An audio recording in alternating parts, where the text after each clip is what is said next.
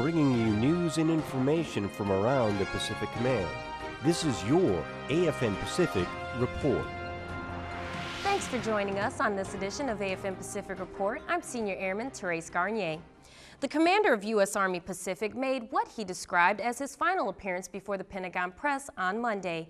One of the main topics Lieutenant General Frank Wierzynski addressed was the Army's expanding role in the Pacific due to the U.S. rebalancing of forces in the region. The change of the Army Pacific Command to a four-star headquarters is a significant sign of the contribution of the rebalance in the region.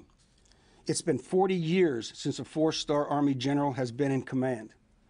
This July, Richardson Hall, the home of U.S. Army Pacific, and the headquarters, and ironically once known during World War II as the Pineapple Pentagon, will be home to a four-star general once again.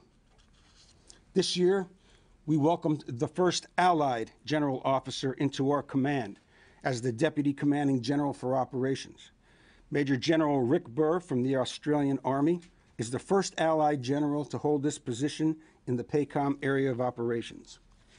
Major General Burr's presence in our headquarters symbolizes the rebalance in our long-standing alliance and celebrated relationship with Australia, and we're honored to have him on the team. Holly Petraeus heads up the Office of Service Member Affairs in the Consumer Financial Protection Bureau. She just completed a tour of military installations in the Pacific, during which she held a series of town halls. Holly Petraeus, a member of the Consumer Financial Protection Bureau, or CFPB, led a town hall for Camp Zama community members at the Camp Zama Community Club recently. She provided information on the CFPB's mission and offered insight on financial support programs available to service members, even for those stationed overseas at locations like Japan. I try to get to as many military installations as I can. I want service members to know that my office is there for them, and I also want to hear from them what their consumer financial challenges are, so I can take those back to Washington and see what I can do to work on them. The CFPB provides education on financial programs available to service members and coordinates with other federal and state agencies on military consumer protection measures. Well, it's a big issue for them because the #1 cause of security clearances being revoked at this point is for financial reasons. So most of them are very well aware of that, and they're very worried about getting into a difficult financial situation that will trigger that.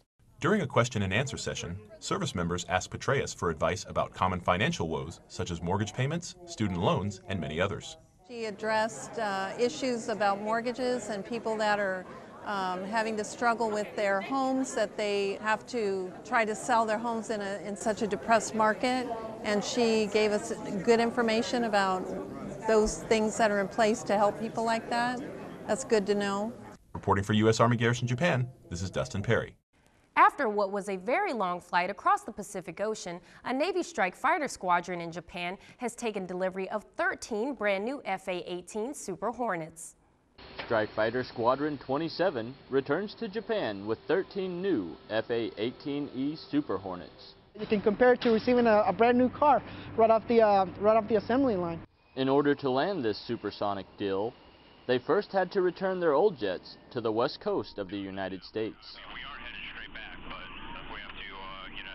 I'm grateful to have such a talented squadron, maintenance, safety, operations. They all performed together to get all the jets safely across the Pacific and back. It was extremely successful, and couldn't be happier with everybody in VFA 27.